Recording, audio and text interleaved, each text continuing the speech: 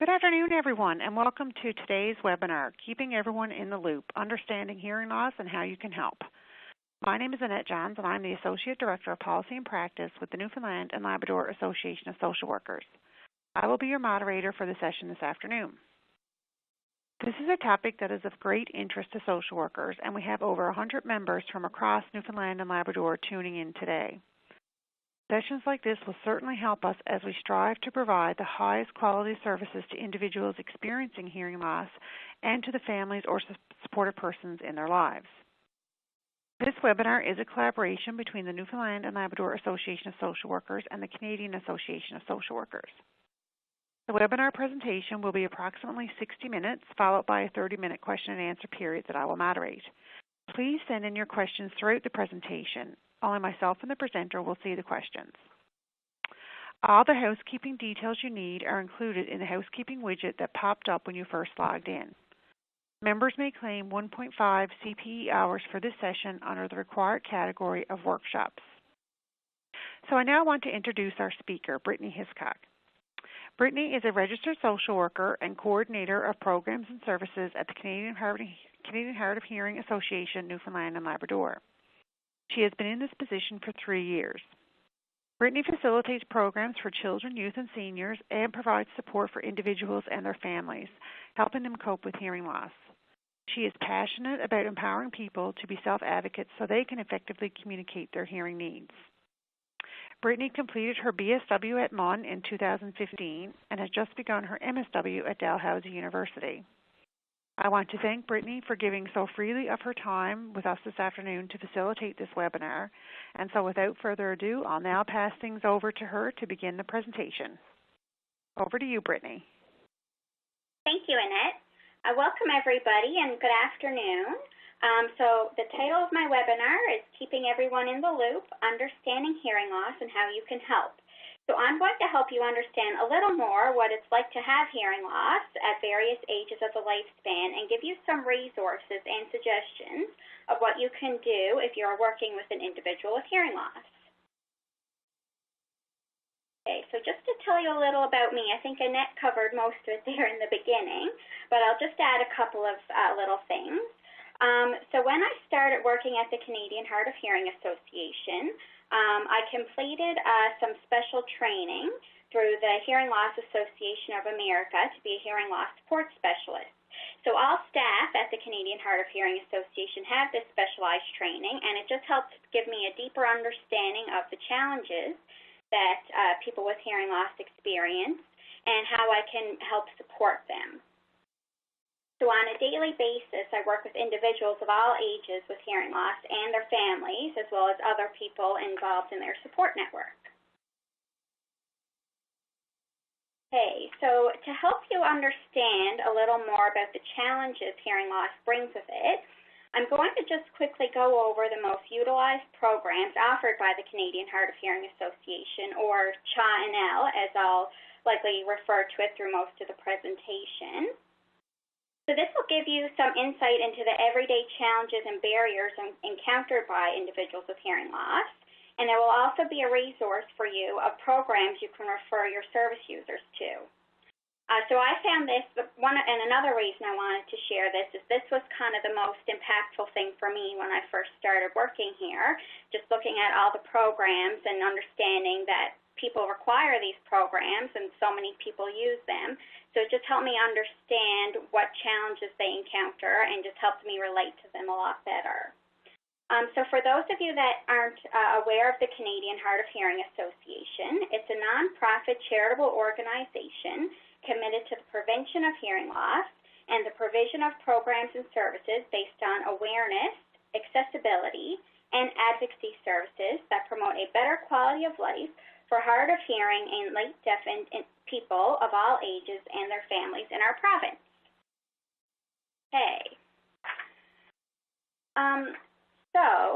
In my role at CHA-NL, I provide support to individuals with hearing loss and their families.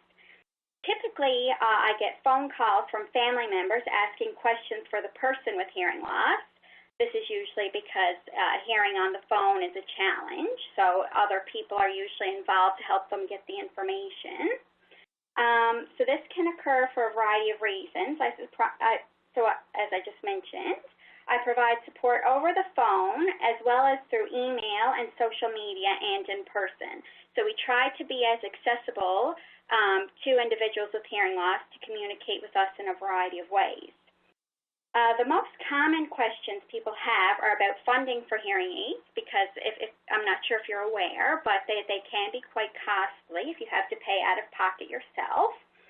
And people also ask about what other types of technology is out there that can help them hear better and what steps they should take if they think they have hearing loss. So those are the main things that I'm asked, as well as some other different questions, but basically those are the main things that people want to know about.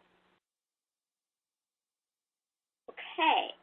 I also coordinate events for 4 different resource groups. One for individuals who are thinking about getting cochlear implants and have questions for peers who are experienced users of them. There's another group for families who have children with hearing loss. One group for individuals with Meniere's disease and tinnitus. I'll explain a little bit more about what that is later in the presentation if that's new to you. And there's also another group for young adults who have hearing loss. So each group is slightly different. Some function as more of a traditional support group. Others are more about social gatherings or information sessions. These activities planned for each group is tailored to the participants' needs with the overall goal of helping them feel more confident about their hearing loss and to be able to participate in everyday life activities. All group events are hearing accessible with live real-time captioning of meetings, so no one needs to worry about missing out on what is said. That's often why people will avoid coming out to group gatherings, as they're afraid they'll miss some of the information. So we make sure that doesn't happen by offering captioning. And we also offer listening systems and amplification so people can participate to the fullest. Okay. I also facilitate a group for youth with hearing loss that focuses on leadership and self-advocacy skills. As I'll discuss later, this program is very important as many youth with hearing loss struggle socially. Whether it be due to bullying or a lack of social skills, this program helps empower youth by providing opportunities for them to practice these skills in a safe, understanding environment. Okay. Another program that we have for younger people is our provincial summer camp. So I plan an annual family summer camp where families who have children with hearing loss can come together. The parents gain knowledge and insight into their child's hearing loss and experiences, and the children have the opportunity to make new friends in an environment where hearing loss is normalized. Realizing that they're not the only one with hearing loss at their age is extremely powerful and uplifting. So this program is, as I said, is offered provincially, so we do get representation from the entire province at our camp. And for a lot of kids, it's the first time that they've actually met another child with hearing loss. So it has a huge impact on them positively, and also their parents gain a lot of support to be able to assist their child and understand their needs better. So that's a really great program. I quite enjoy that one. Okay, so we also offer a complimentary hearing screening program.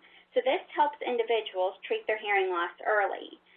For those reluctant to recognize their hearing loss, having a hearing screening with us compared to going to a clinic for a full hearing evaluation and likely being prescribed hearing aids is a little less intimidating. So the screening is kind of an easier first step for people that are particularly reluctant to go and find out about their hearing loss.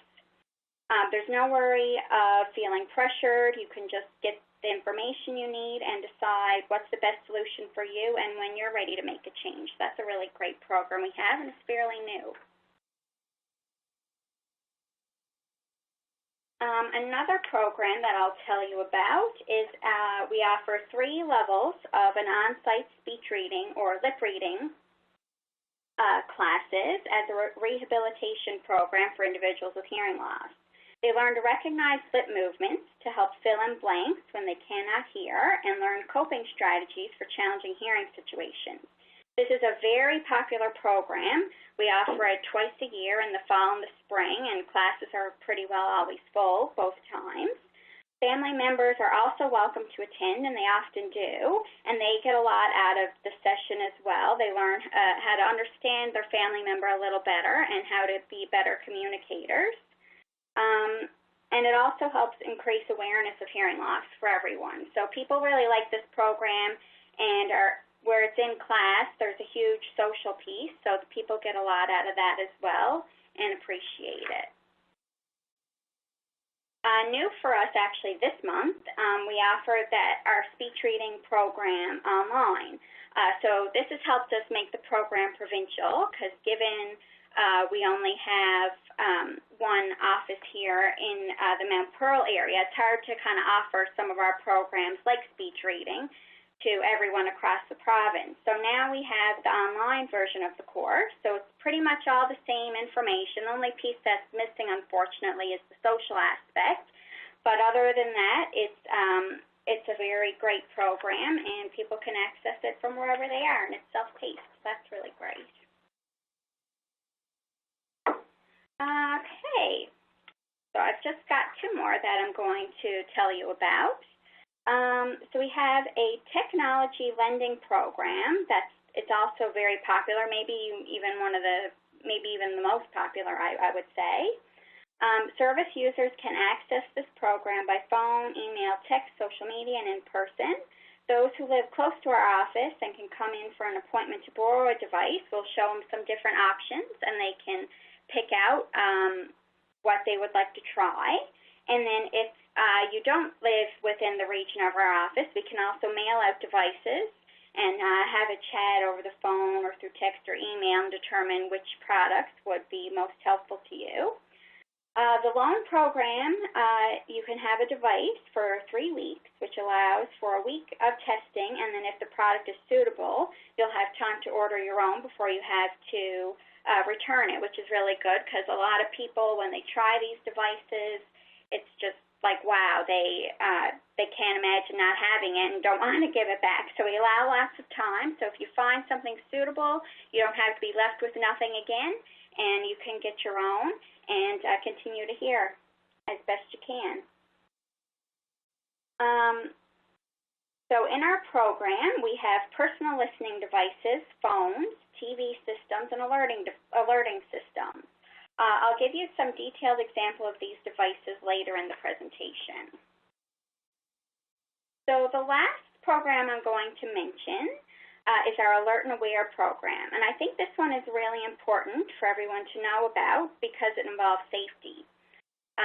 We don't often realize this, or many people don't, that people with hearing loss are most vulnerable at night if there's a fire, because you can't sleep with your hearing aids in, and the frequency which smoke detectors beep at is a level that is most common that people with hearing loss don't have, so they just can't hear that sound.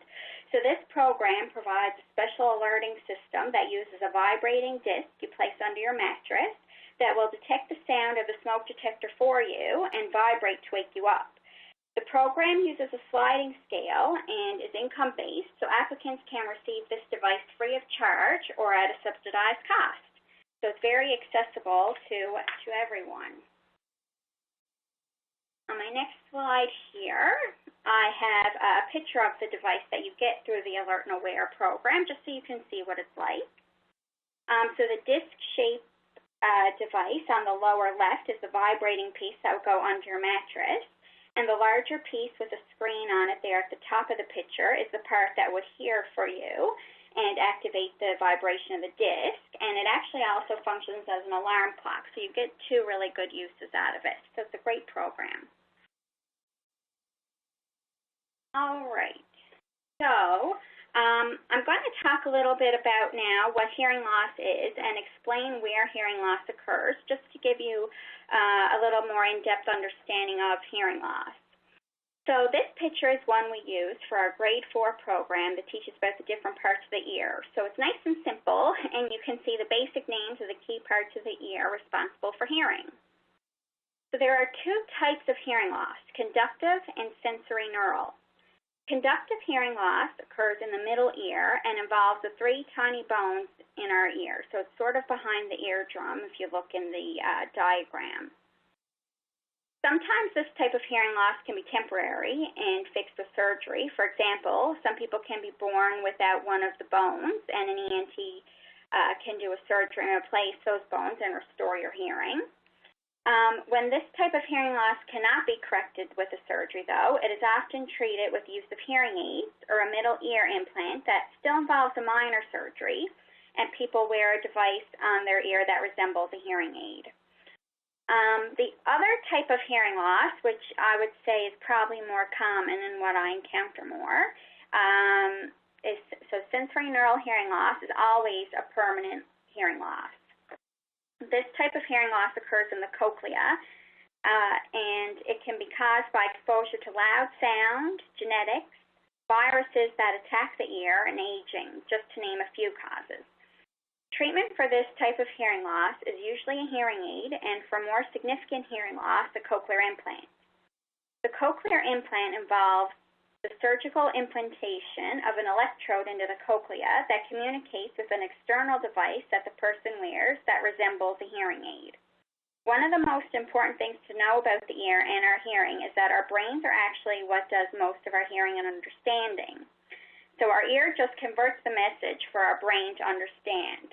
So hearing loss causes a problem with the conversion of that message. That's why these different devices are used to help make that message a little more clear for our brains to understand. Okay, so I always like to show this picture in presentation. Some of you may have seen it before.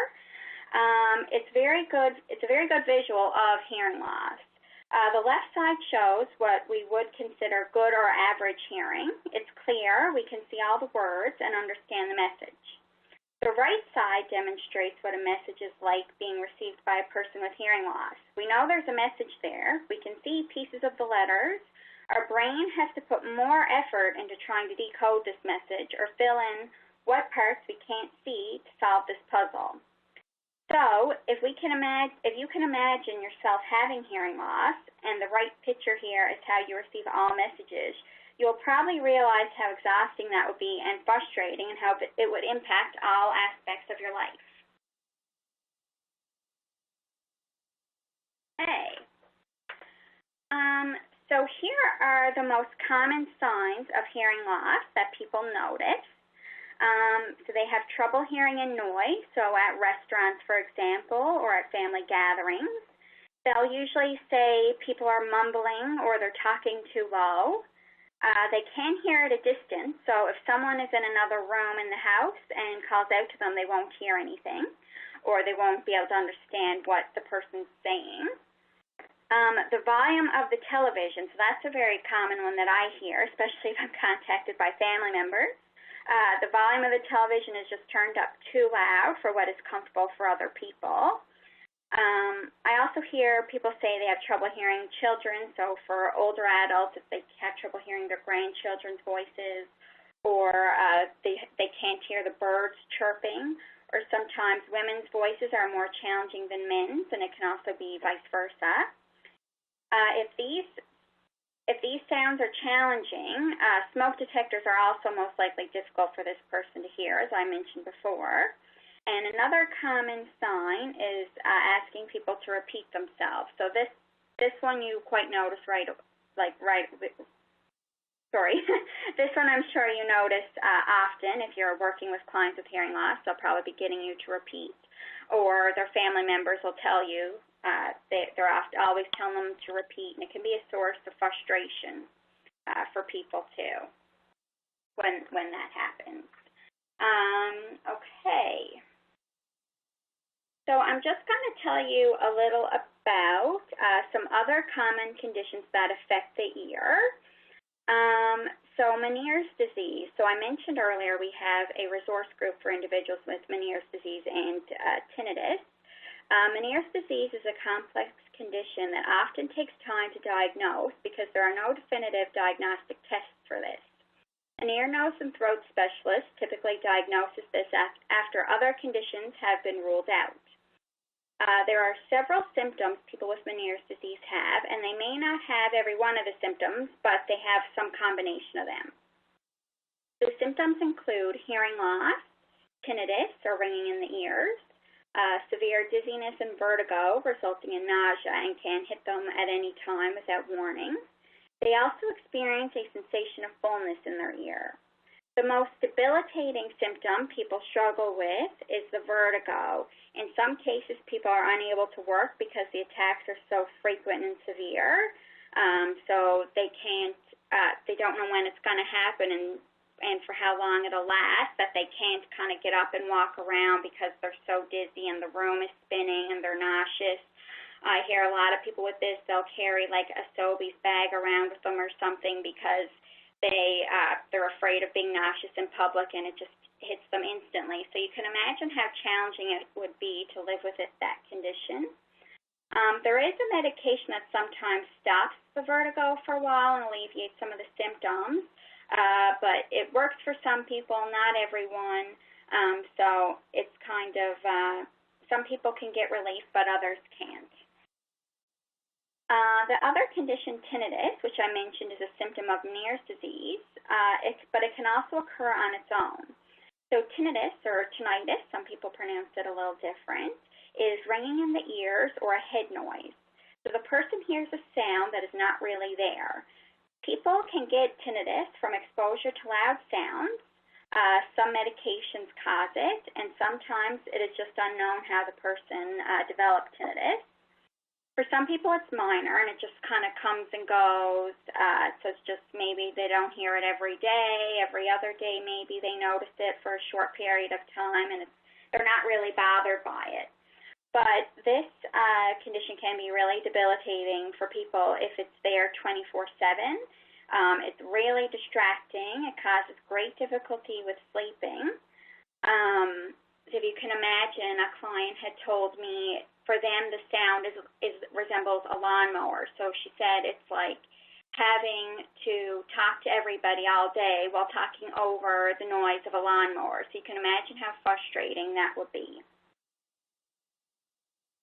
And people with this have to learn how to train their brain to ignore the sound and accept that it's there, because unfortunately there's not really any treatments or cures for the condition. So basically you just have to develop some good coping skills to deal with it.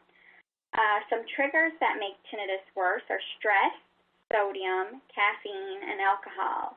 Some people learn to cope easier than others. Some never learn to cope well, and it can result in depression and sometimes suicide. Rates of suicide are quite high with people with tinnitus. So if you have a client with either of these conditions, you definitely want to monitor how the person is coping and help them to create a plan of coping strategies to deal with these conditions.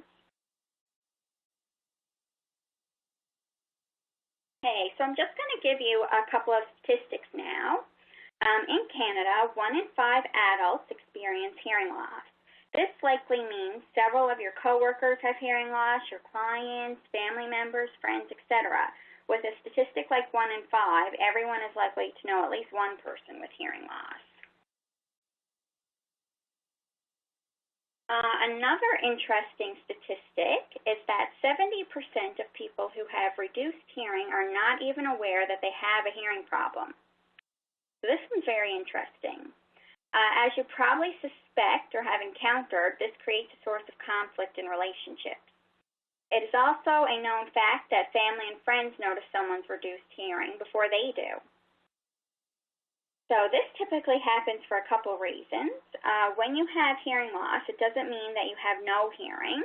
It means that there are certain sounds and frequencies you can't hear, which varies from person to person. And not a lot of people realize that that's how it works. So some words you may hear fine, and other words will be missing sounds. So the loss of hearing is often so gradual, and our brain is so good at hearing and understanding that it works to help fill in the blanks of what sounds we can't hear. So sort of like that image I showed you with that wasn't like a clear sentence. So it sort of is working like that. Sometimes our brains do a great job of solving these puzzles, but other times it is wrong. which results in the person responding inappropriately or becoming frustrated. Or it's possible that there are too many sounds missing from that word or sentence and they don't have enough information to solve the puzzle, so they end up asking you to repeat a couple of times, which is often what is noticed by family members or friends. So it is important to remember this statistic when we are speaking to someone about their hearing loss. When you tell them your concerns, it may be the first time they're hearing about it or like even considered that it was a possibility that they have hearing loss. I often hear people say, well, like, I'm not deaf, I can hear, so they think because they can hear some things that doesn't mean they have hearing loss, and they often project that on others and say it's just other people, they're just talking too low. So it often takes a while for people to come to the realization that no, the issue actually is they can't hear well anymore. Okay, so I'm going to move on now and discuss challenges and risks that affect a person with hearing loss at any age, and then break it down more specifically and talk about challenges that occur during 3 different life stages. So I'm going to talk about childhood, middle adulthood / working adults, and older adults, and what we as social workers can do to help.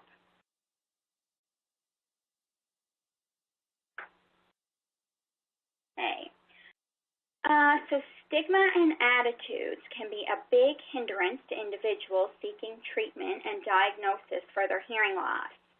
We see this in the resistance encountered when discussing hearing loss with someone and finding solutions to help them.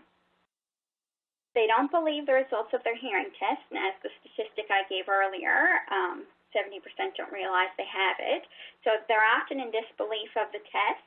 They say they're fine and everyone needs to speak louder, or they can hear fine, they just need something to help with the TV and then they'll be happy. Or we hear things like, I'm not deaf, I can hear, it's just not clear, so I don't need hearing aids. So people can be really resistant to accepting hearing loss. Many people see hearing loss as a sign of aging and that hearing aids will make them appear to be old. Which some individuals view as a negative thing, so they'll refuse to treat or accept that they have hearing loss because they don't want to appear that way. Another misconception that we find prevents people from treating hearing loss is that they believe to have hearing loss means you can't hear at all and are deaf. Like the example I gave a few minutes ago. So because they can hear things but they just don't understand what is said, they don't think it's an issue and that there are solutions that can help. We hear people making comments about avoiding information sessions on the topic of hearing loss because they are not deaf and they don't want anyone to see them there. So I actually had this experience and I was quite surprised at how strong this resistance is for people. I was doing an outreach trip in the central area and had booked 2 presentations with seniors groups in the region. One presentation was actually part of just a regular meeting for the group, so the attendance was quite good upon arrival. But as soon as I started presenting, several people walked up and left, said they didn't need to hear about hearing loss, so they didn't want to stay. Others were making jokes when their chairperson was trying to get them to use a microphone to speak, using himself as an example because he had hearing loss and needed the amplification. But members of the group refused to use it, joking, saying that, well, I'm loud enough, everybody can hear me. And it was interesting because after the presentation, individuals in the group came up and were whispering their questions to me. They had hearing loss or suspected they had hearing loss, but didn't want others to know they were going through this because they feared the negativity from others in the group about hearing loss. At the second presentation I did, I was actually the only one that showed up. The chairperson said that when they told their group about it, people said, I'm not deaf, I don't need to go to that. So it's quite interesting how strong people feel about hearing loss and the negative attitudes that accompany it, and it prevents people from treating their hearing loss.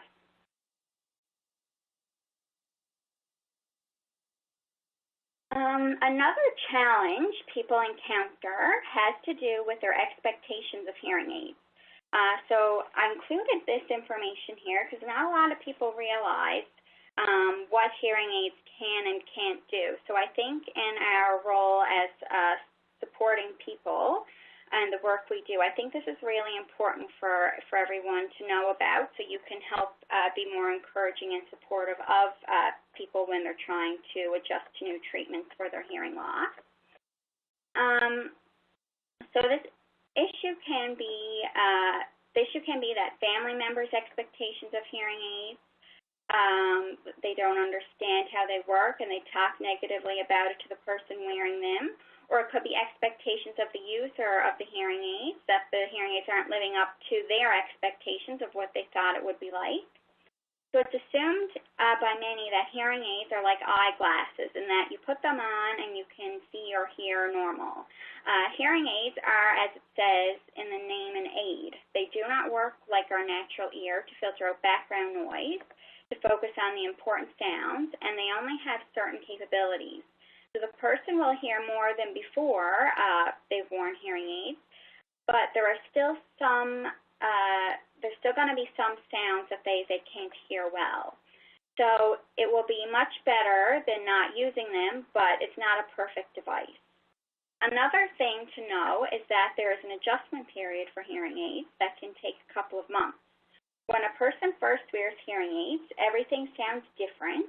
They can't distinguish between all the different sounds because their brain hasn't had to recognize them in so long. And often people say it kind of sounds robotic. So it's a different sound than what we hear with our natural ear. So when they can't recognize and distinguish between all the different sounds, it just sounds like a mess of noise. So people sometimes give up right away at that point.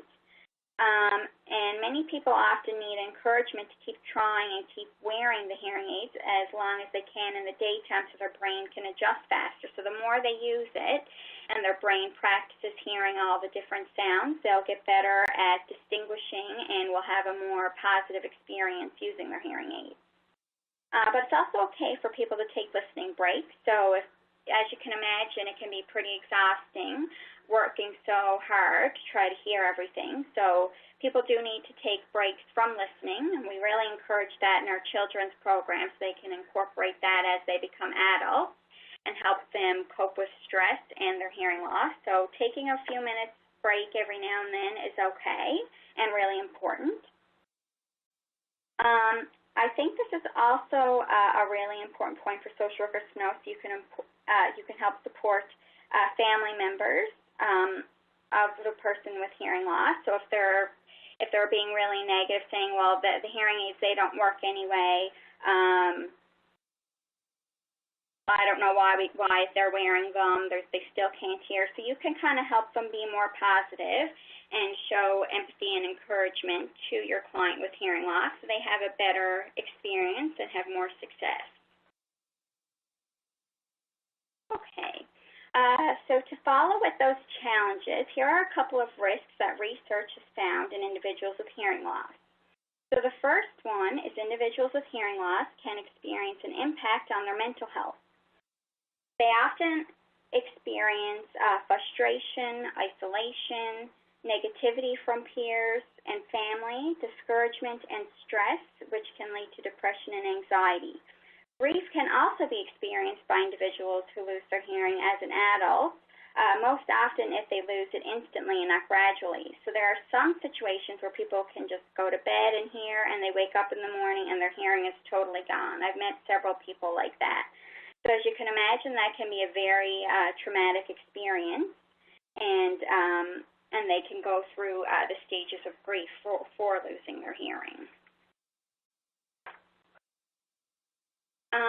Reduced hearing can also impact an individual's social life. So some people struggle to come to social gatherings because they're frustrated with not understanding what people are saying in a crowd, at family gatherings. Church, I hear that quite often. They just stop going because they don't know what anybody's saying, and other social events. And as I mentioned before, it's also a source of conflict in relationships. So the person without hearing loss is feeling frustrated for having to repeat themselves, thinking the person with hearing loss isn't trying hard enough. So I hear that they're just not really listening, or they have selective hearing, like jokes and things. I hear that too, but that really impacts negatively the person with hearing loss. And they feel pressured and judged by others around them, so they just kind of give up participating, which is unfortunate.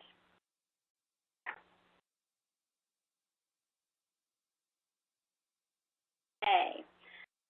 Reduced hearing can also impact your memory. So if you think about it, the messages you are receiving are unclear, and it's difficult for your brain to kind of, understand them first, but then also to try to store them properly into our memory.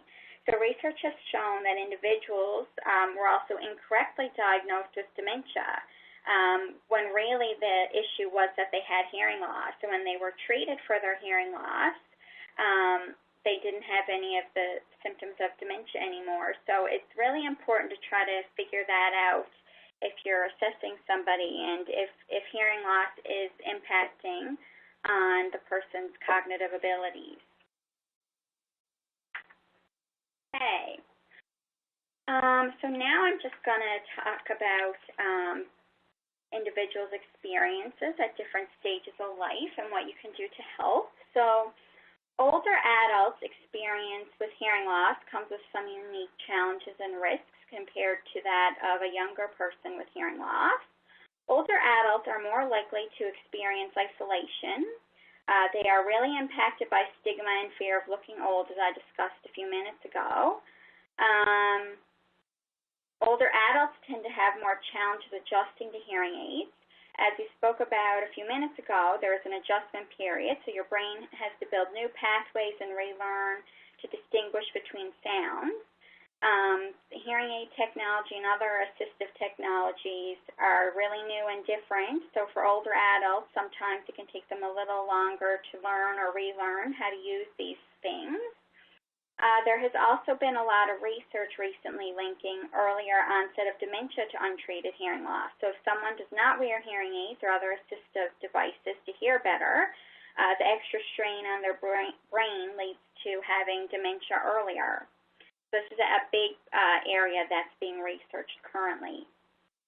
There are also issues with affordability. So older adults often are on fixed incomes. The cost of hearing aids is quite a lot, and they don't explore funding programs, or they don't qualify for the programs, and then are left without the ability to hear.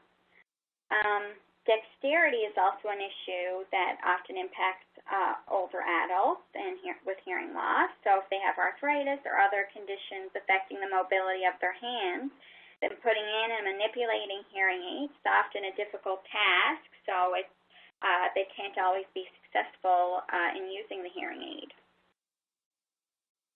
And as I mentioned, affordability is a barrier for older adults to treat their hearing. So something us as social workers can do to help is to help them access funding. So provincially, we have a hearing aid program that covers the full cost of hearing aids based on a person's income. So if they do not qualify for funding, though, the person can try devices such as those in our loans program, or chat with us, and we can talk about some other options to possibly make hearing aids more affordable for them. So we're also a good referral point if somebody's kind of stuck and really looking to treat their hearing loss. What can help? So what can you do to help? I have noticed from clients that I've encountered over the last, I would say particularly the last year or so, that social workers have been particularly good in the hospitals and homes at using amplified listening systems. So if they encounter an individual with hearing loss, they're using devices like a pocket talk or other personal listening devices to help the person hear in their meetings and assessments. And for many individuals, it's the first time that they've used such devices, and then we get a lot of phone calls for our loans program of people wanting to borrow them, wanting to purchase one for themselves. So it's a really great thing that we have so much support in the community and helping people find solutions to hear. So social workers are really doing a great job in this area. The most popular amplified listening device we see used by older adults is called the pocket talker, and that's what I hear from most clients that social workers are using with them. So I'll show you, for those that are unsure, I'll show you a picture of that now in a couple minutes. So you could have one of these yourself for clients to use when you're meeting with them to make communication easier for both of you. Lack of access to telephone or TV is also an issue with older adults. It's how they maintain contact with family and friends. So if they can't hear on the phone, that's also another way they experience isolation. The TV is also a way they know of what's happening in the world. So when they lose these things because of their hearing, it can be really hard for people. So in our technology lending program, we loan amplified telephones and TV systems that can help connect older adults with hearing loss back to the world and their support network. So phones and TV systems can be borrowed, so they can test some different options and find the most suitable device that works for them. So this is a pocket talker. The only thing missing from the picture is a pair of headphones. So this is a picture of the pocket talker device and its protective case. How this works is the user wears headphones with or without hearing aids in, and the device picks up sound through the microphone you can see there at the top of the device. And the user can increase the volume with the only button on the device. So it's very popular with older adults, especially if they have dementia or dexterity issues and have challenges adjusting to hearing aids. It's a really simple device. There's only one button that's easy to manipulate. Some people will wear earbuds instead of headphones, but we usually recommend headphones because they're a bit easier to put on and stay put. But if someone would prefer earbuds, they do work as well.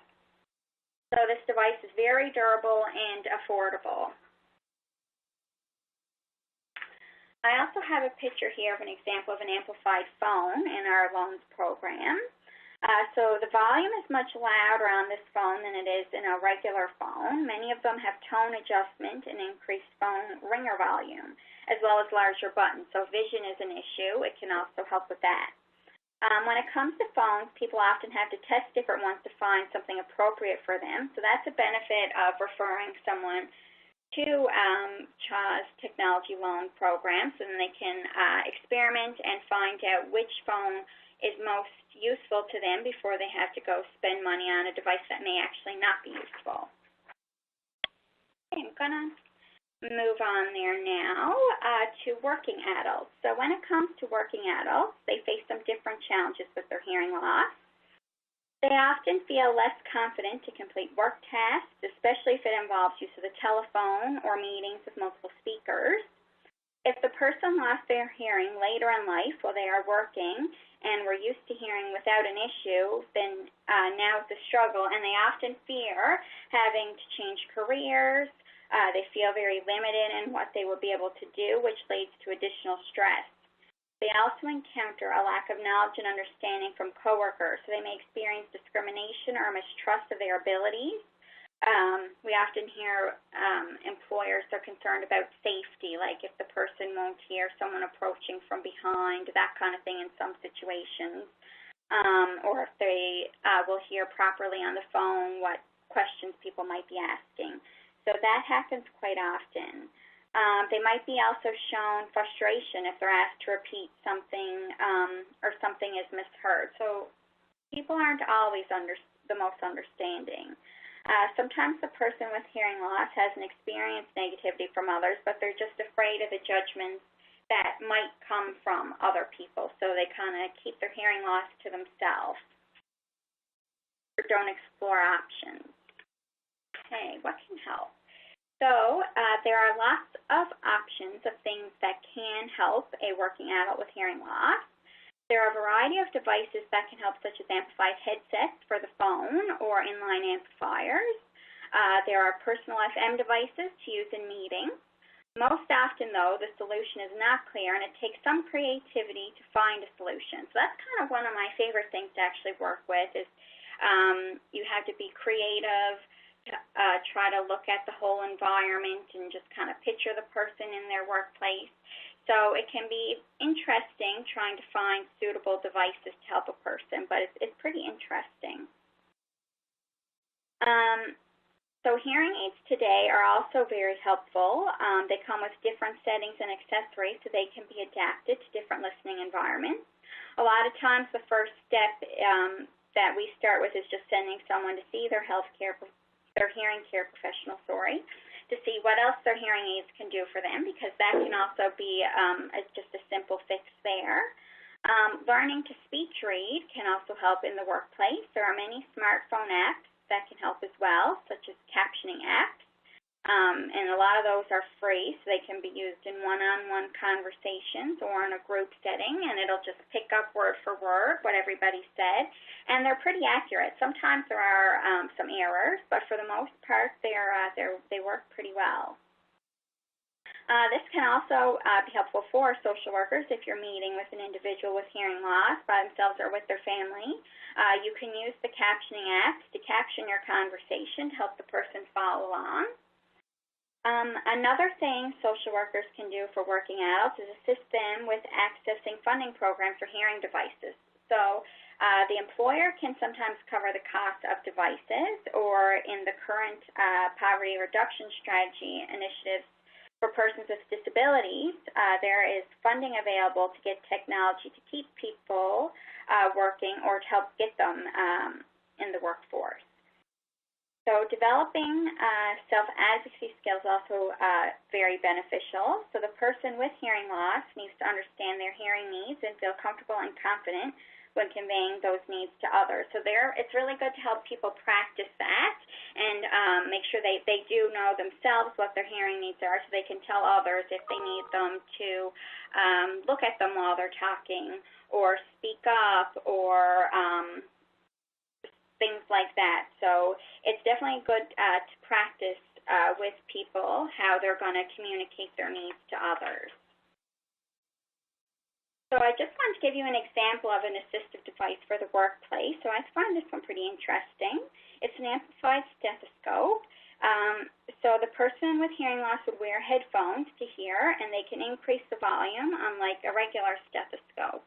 So that's really helpful. We actually loan that a lot out to students to test. Okay, just have a few more slides left. So for children, the biggest struggles include social skills, speech development, and bullying.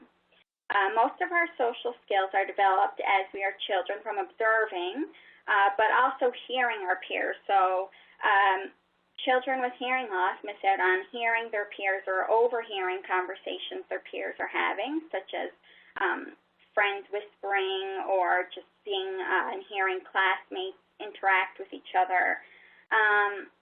The child with hearing loss struggles with feeling different and trying to fit in.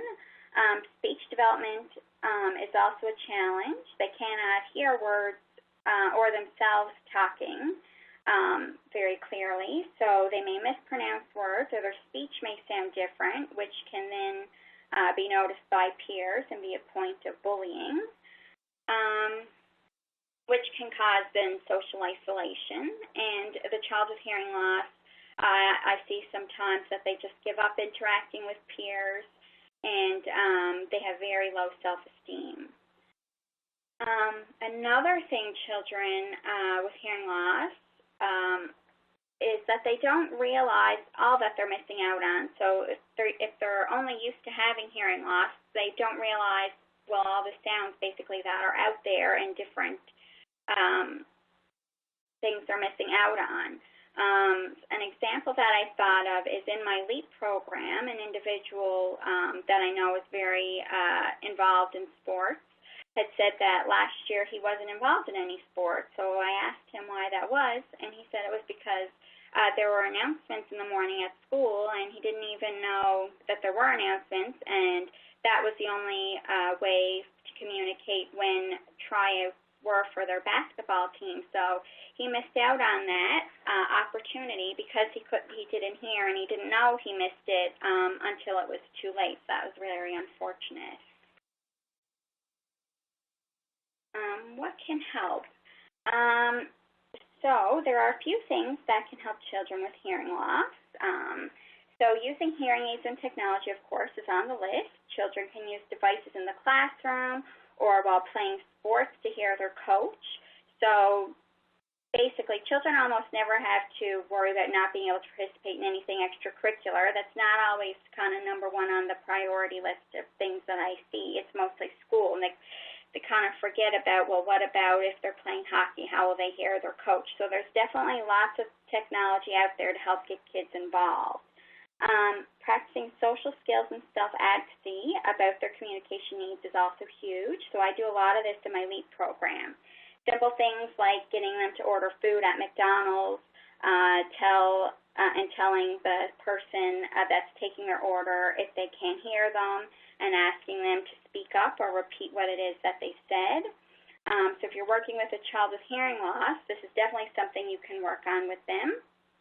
There's also a list of apps that we have in a handout here that has different resources to help children. So there are apps to help with speech development and practicing listening and things like that. Okay, so I'm almost done there now. I just wanted to give everyone some general communication tips you can use to just in general make you a good communicator, but it's also very helpful and important to consider these things when you're talking with someone with hearing loss. So the first thing you want to do is to get the person's attention. So make sure they're looking at you before you start talking. You want to make sure your face can be seen clearly. You don't have paperwork or your hand or your computer monitor or anything blocking your face. You also want to make sure there are no shadows blocking the view of your face. So I think this is a good one that I thought I should bring up, because I noticed that some social workers in particular really seem to like to have like some more kind of lamps, natural lighting, dimmer lighting in their offices. But when you're working with someone with hearing loss, that can actually really cause a barrier for communication for them, because that will cast a shadow on your face, and then if they're trying to read your lips, that'll make it more difficult and they can't see you very clearly. You also want to reduce background noise. So little things that might not seem loud to you could be a big barrier for them. So if there's a fan, for example, on some kind of machinery running, anything like that, that can really impact a person's ability to hear if they have hearing loss. If you can't control a background noise in your environment, it's good to try to find another quiet place to meet with the person. You also want to make sure you speak clearly, so don't mumble. Make sure you move your mouth properly to form your words. Another tip is to repeat or rephrase what you've said, and if the person is still struggling to understand, you can write it down or use the captioning apps, as I mentioned earlier. The next point is a pretty big one, and it's you want to make sure the person is included in the conversation. So especially if family members are involved, I notice a lot that the family member will just start kind of speaking for them. So even though the person can speak, they just start kind of speaking for them and relaying the information to them. So people with hearing loss usually can understand those that they're familiar with better than a stranger, because they're just used to their voice and the way they talk and things. So family members can kind of take over and just start communicating for them, even though they're trying to be helpful. It does leave the person with hearing loss out. Another tip is don't shout. So talking louder is helpful, but shouting is different. When you shout, it distorts your lip movements, so the person can no longer speech read. But also, if the person has hearing loss, certain frequencies, no matter how loud a sound gets, they still can't hear it, so it doesn't help them. But talking louder can help make sounds clearer that they do hear, and that'll help them fill in the blanks and figure out what you're saying. The last point I have is to get the person to repeat back important details to confirm that you're both on the same page. So you might think that they've heard you correctly, given how they're responding, but it's possible they may have misunderstood, especially if you're giving someone like a date for an appointment time or something. A lot of numbers look and sound different, so they can easily get those things mixed up. And best practice is to assume that everyone you're talking with has hearing loss, and because not everyone with hearing loss is very forthcoming to let you know, and it also just helps you be a good communicator. Okay, so before I finish up, I just want to show you some handouts and resources that we have here at the Canadian Hard of Hearing Association you might like to have for your clients or for yourself. So we have those communication tips I just went over with you. We have those in a handout, but our handout also has another side that is tips for the person with hearing loss. So it tells them how they can also improve communication, and it encourages that communication takes two. So there's both things that you can do to improve that. We have a handout for hearing at work, so it's another double-sided handout. One is for the employer, one is for the employee with hearing loss, and it gives strategies to make the workplace accessible. The apps I told you about, we have those in the form of a handout, and it's a pretty new one that we developed this summer, so that's really helpful for yourself as well as clients. I also want to show you this one just because I think it's really cute. We developed it over the summer for our summer camp, and our theme was superheroes. But what I like about it is it really helps children if they're having trouble adjusting to their hearing loss and accepting it. It helps them kind of look at it different and see it as more of a superpower. So it tells them to use your gadgets, which are their hearing aids, sit in front of the class so their superpowers are stronger, and use sidekicks, which would be their audiologists or their itinerant teachers to help them. So I really like that one. We also have a handout on Meniere's disease and tinnitus, so that is also a good one for you to pass out if you're working with clients with those conditions or just would like to know a little more about it yourself. Okay, so if you are interested in any of those handouts, my contact information is there on my last slide, so feel free to contact me and I could send those out to you. And I'd also like to thank you for listening, and I'm open for questions now, Annette. Perfect. Wonderful. Thank you so much, Brittany. So much great information. Oh, my goodness, and wonderful programs. So I'm going to start with the question and answer period. So if you do have a question, please send them in. You just need to type them in, and I'll certainly read them out for you guys. One of the questions we have is around the referral to the complementary hearing screening program. Is there certain criteria that must be met for accessing this program? Is it a referral, or is it self-referral? People can just drop in. So our complimentary hearing screening program is self-referral, so people can just call, email, text us, and book an appointment. The only criteria that we have is if you've already had a hearing test and have already been diagnosed with hearing loss, then it's not really of benefit for you to have this hearing screening because it's not a full evaluation. It's just giving you, if you're not sure if you have hearing loss and if you need to move forward to do something about it and don't want to spend any money on, say, a hearing test at a private clinic, this is a route you can take to get an idea if it's worth kind of moving on to the next step and also getting information of what the next steps are. So that's how that works. Okay, perfect. Thank you. Someone has asked, is the library service only located in St. John's? So our Technically, it's only located in St. John's, but we mail stuff out provincially. So they can just contact us. We'll have a discussion with them to determine what type of devices they'd like to try, and then we'll just package it up and mail it out to them. And it works the same as if they're local. They can have it for 3 weeks, and when they're done, they just mail it back to us. Okay, perfect. Thank you. Earlier in the presentation, you talked about the Pocket Talker. Someone's just wondering what the average cost of one of these would be, and where would you buy that? Okay. The average cost of a Pocket Talker is around about $200. So they can be purchased anywhere that sells hearing aids. So any private clinics in the province can order them in.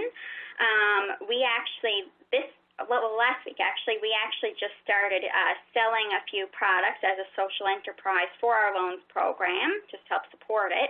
So we also sell it, and there are also online sources. And people have also told me that you can even get them secondhand. So if someone can't afford the cost of $200, they might be in luck to find one, a used one secondhand online. So that's pretty common as well. Mm-hmm. Okay, perfect. Thank you.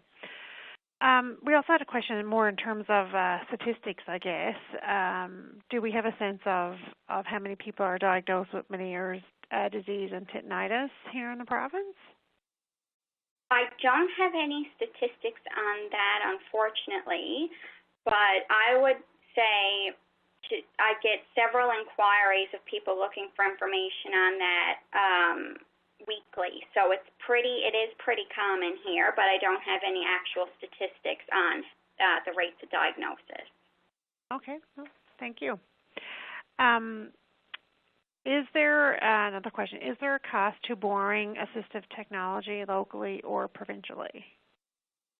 There is no cost to borrow a device from us. If we are mailing a device, though, the person is responsible for mailing it back, so the only potential cost is however they choose to get it back to us. They might have to pay a fee for the postage, but other than that, it's free to borrow a device from us. We just request a piece of photo ID from the person that just confirms who they are and their address and things, and then they're welcome to borrow any device we have. Okay, perfect. Thank you. Another question that's come in is, can you explain the process social workers in Central, as the example given, so I guess outside the St. John's region, would take if somebody wanted to get something through the lending program? If someone wanted to get something through the lending program?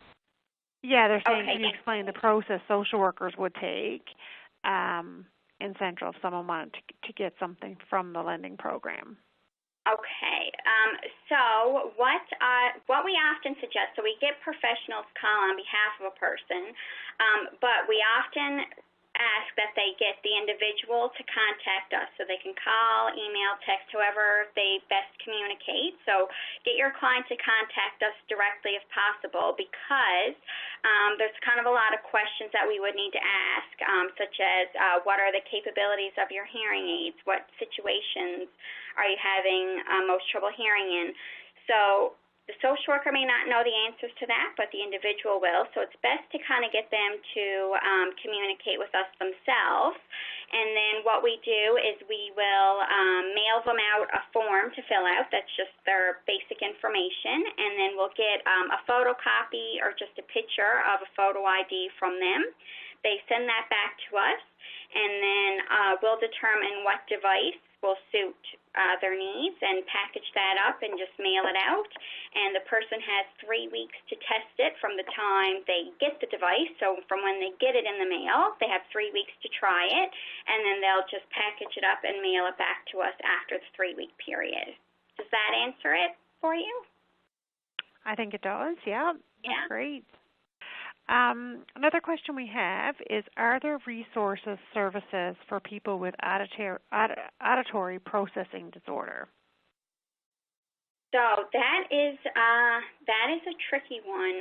We do see people with auditory processing disorder in our speech reading program.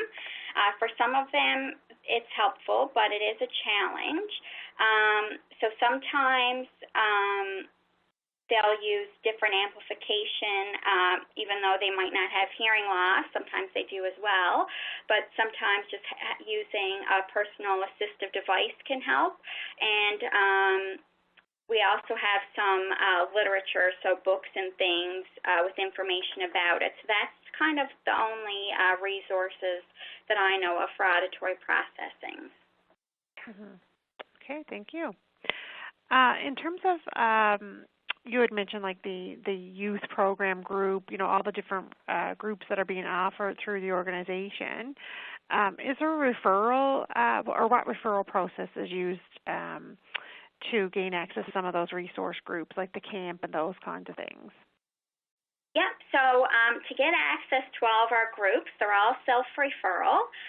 So the person can just call us up or email, give us their contact information, and then we just keep usually an email list. And for those that don't use email, we have a phone list.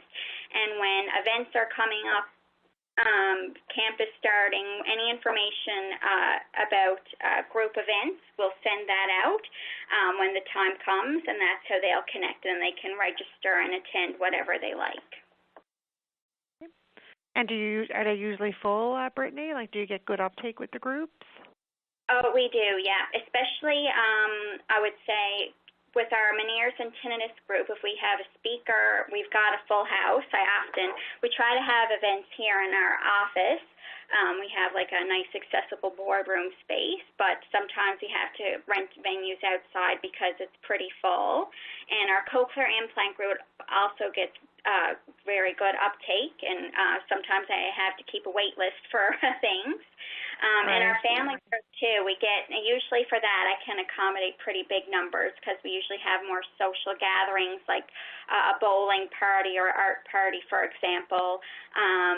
So we can usually accommodate quite a few people with that. So, yeah, we do get a lot of uptake for our groups. Mm-hmm. Another question is in terms of supports for siblings. So if it's a child with a hearing loss, what kind of supports are offered to siblings? Because that may range from young children to older adolescents and youth. But is there any services for siblings? So with our families resource group, siblings and our camp, siblings are always invited. So they have the opportunity to also engage with other siblings who have siblings with hearing loss.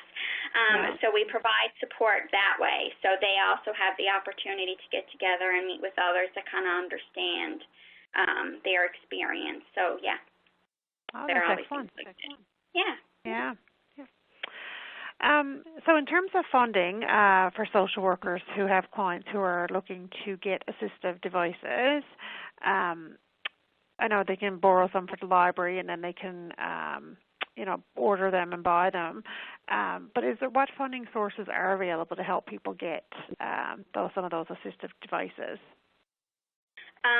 So with funding for those devices, the only funding that is available is through the Department of Advanced Education Skills and Labor now, yes. So they have under their poverty reduction strategy. Now it's geared towards like employment. So they'll cover hearing aids, they'll cover phones, things of that nature that people can use in the workplace, and they can get that fully funded. If you're not working, then there's the Provincial Hearing Aid Program, which would only cover hearing aids, and that's income-based, so it's intended for low-income individuals. Mm-hmm. Okay, perfect. Thank you. Fairly simple question next. In terms of those resources and the pamphlets, are they also available on the website? Some of them are on our website. Some of them are not. So I have them available in print and electronic. So if there's something there you're looking for that's not on our website, I can mail it out or email it, whichever works best for you. Okay, wonderful. Yes. And the apps as well. I know you mentioned a captioning act. Is there one in particular? Is that what it's called, or is there a particular app that you would recommend? So there's several apps on our handout that are for captioning. One that I've had most experience with is called AVA, so just AVA. So that's quite used a lot in even in some universities and things. They'll use that to caption a lecture, so they can be set up pretty easily for like a large group or individual, and it's free for, I can't remember how many hours now because I think they keep changing it a little bit, but you get so many hours of free captioning per month, every month, so that's a pretty accessible app there, and the accuracy is very good. Mm-hmm. Yeah, I guess that's the big thing, hey, like making sure the accuracy of it is good. So it's always good to hear from someone who's used the app for that, right? Because we all, in terms of knowing which apps to actually go to, in terms of because we all have questions around, what's the best one and what would make the most sense, right? Yeah. Yep. Perfect. So we do have some more time. If there's any additional questions, keep those coming in for the next few minutes anyway. But Brittany, I don't know if there's anything else you wanted to highlight from your perspective based on the programming from your organization or anything that else you want social workers to know about. Trying to think what I didn't cover. You cover quite a lot in terms of all the material and resources, right? It was a lot of material, and I may have gone through a bit quickly, so if anybody thinks of anything after the fact or needs something explained more, you can always reach out to me. I'm open for that. I'm not sure. Okay, no, that's good. No, you provided such a wealth of information, and the resources are just fantastic. I think it's just so important to know about, even the loan program because, as you noted, some of those pieces of equipment are quite expensive. So, for us as social workers, letting clients know about this loan program because then people can test out the equipment and figure out what best suits their needs, right? So that's a fabulous resource that social workers can tap into and let their clients know about. Definitely, and this just popped into my mind with the alerting devices that we loan out. There's so many different kinds of alerting devices that you might not even think someone might need. Like we have alerting devices like a baby monitor, for example. Most of that requires you to hear what's happening. So we have devices for baby monitors that will vibrate or flash a light. There's devices to help you alert of a telephone if you can't hear it that use lights or vibration, your doorbell, lots of things. So we have all that available for people to try as well. Okay, that's fabulous. Really good to know, right, in terms of those other pieces.